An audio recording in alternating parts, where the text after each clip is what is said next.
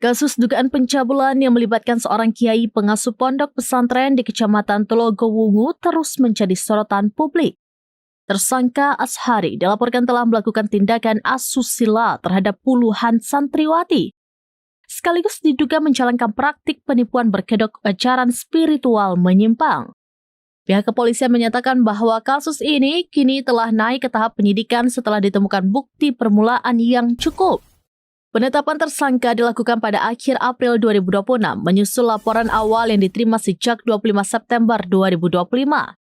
Meski demikian, proses hukum sempat menuai kritik karena dinilai berjalan lambat hingga akhirnya mendapat perhatian luas publik.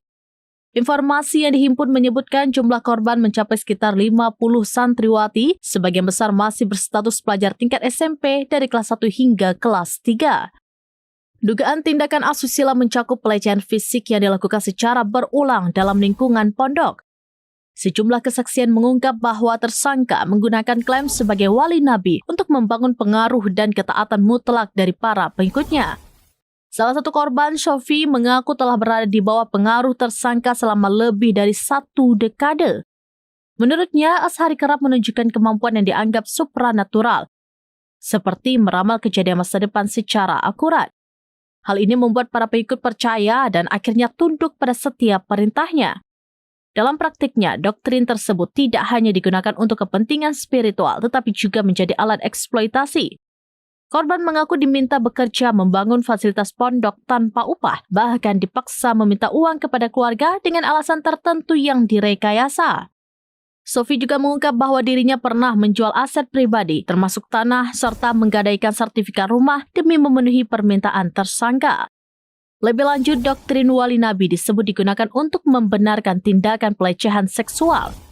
Tersangka diduga mengklaim bahwa dirinya memiliki hak atas perempuan, termasuk istri para pengikutnya, dengan dalih ajaran agama yang telah dipelintir. Korban menyebut praktik pelecehan dilakukan secara terang-terangan, seperti mencium bagian tubuh santriwati di depan umum. Situasi tersebut dibiarkan karena adanya rasa takut dan fanatisme yang telah tertanam kuat di kalangan pengikut. Kesaksian juga menyebut bahwa tidak hanya santriwati, istri pengikut pun turut menjadi korban perlakuan tidak pantas tersebut. Di tengah proses hukum, muncul dugaan bahwa pihak tersangka berupaya menghambat kasus dengan menawarkan uang kepada kuasa hukum korban.